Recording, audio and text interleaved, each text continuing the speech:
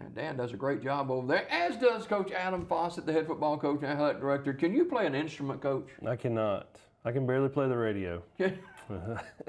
Can you hum a tune or anything? I can, but it doesn't sound real good. Oh, yeah. Well, the playoffs are here, 10-0, region champion, ranked number 1 in the state, going into the playoffs against the Washington County Bulldogs. They come to Sylacauga Legion Stadium tomorrow night, and Coach said, 10-0 is fine, ranked number 1 is fine, but the real season starts now. Correct. The real season starts now, and it's win or go home, and we've got to be locked in and look at. We've got to take this thing one game at a time, but we've got to see the big picture as well, and know what our goal is. And I feel like we're veteran enough and seasoned enough to go through this. Some things are going to have to go our way, obviously, as far as health and staying healthy. But looking forward to getting started. It's a 5-game season. You got to start out somewhere, and it's against Washington County, and they're coming from a long way off down in southwest Alabama to take on the Tigers. They're 4-5, 2-3 in region play.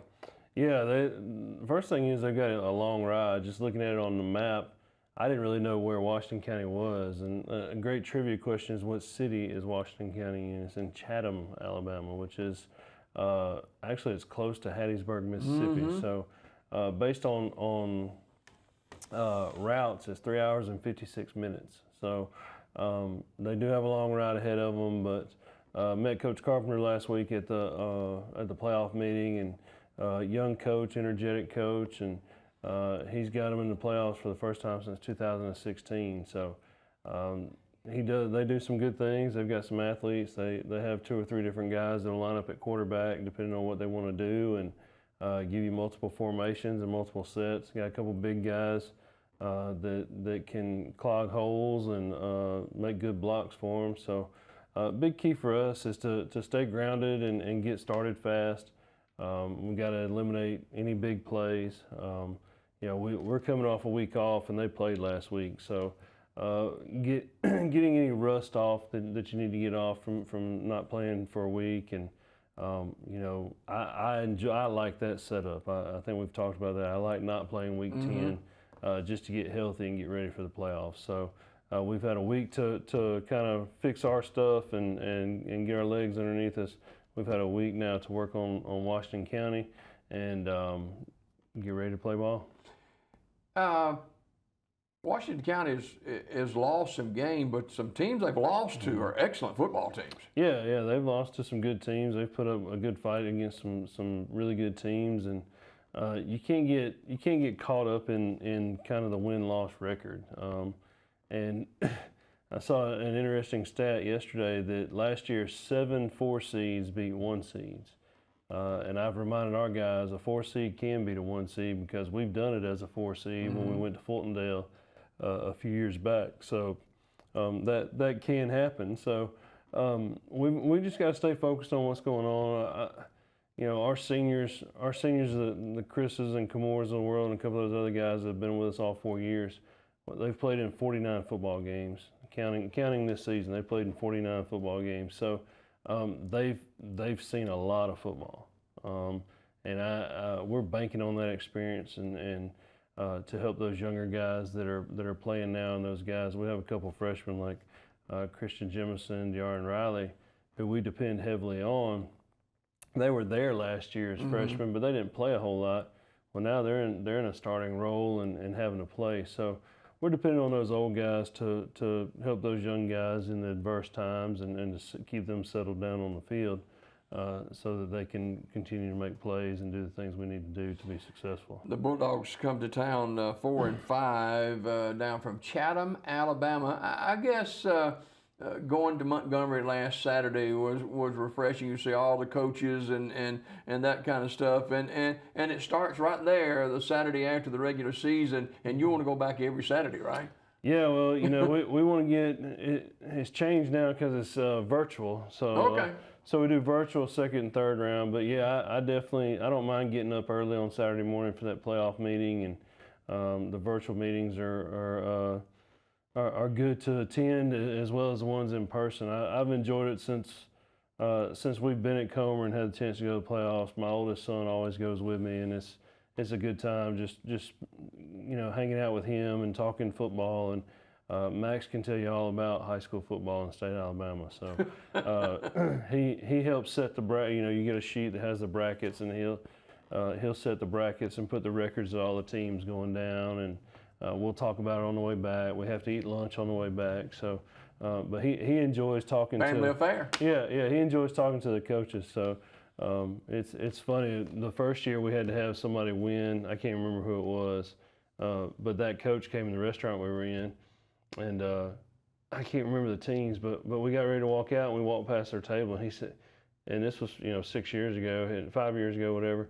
And he goes, "Hey, thanks for beating so and so for us," and just walks on out.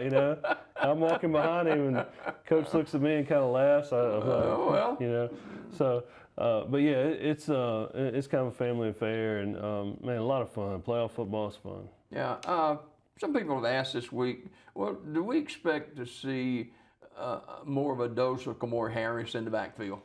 We have that option. I think the best thing about our season is that we haven't had to depend on him solely, and that's not a knock on him. It's just that he draws a lot of attention. So wherever we put him, he's going to draw some attention. And he will tomorrow night. Yeah, no doubt. And we've and he's done a great job this season of not being selfish. It's not about his stats. It's not about him. Hey, Kamor, you're going to line up at receiver and do this. Yes, sir. You're going to line up at sniffer and do this. Yes, sir. Hey, we're going to let you line up at quarterback and I need you to do this. Okay, So it says a lot about his growth as a player and kind of his goals. So proud of how he's handled that situation. But, if you look at his stats and you look at it's very misleading in some of these stats throughout. Sure. But if you look at his stats, he has 1,200 and something yards rushing. Well, he has less than 100 carries.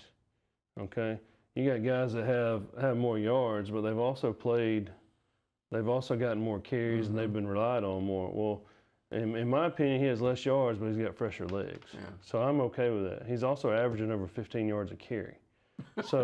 So when you're looking at the stats, you got to look at all of it. You can't just look at total yardage, in my opinion. So there may be guys in 2A, there may be guys in the state that have more yardage than they do, but how many guys in the state are averaging 15 yards a carry?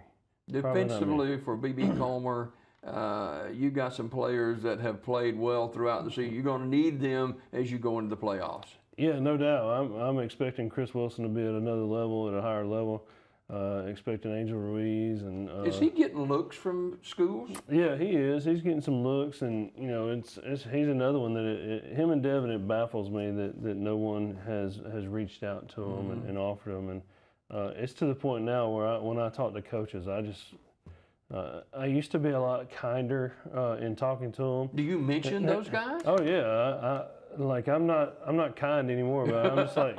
You guys are fools for not offering this guy or these guys. So it doesn't make sense. A lot of college coaches blame the transfer portal and things like that, and I understand that has an effect on it. But at the end of the day, Devin and Chris can play.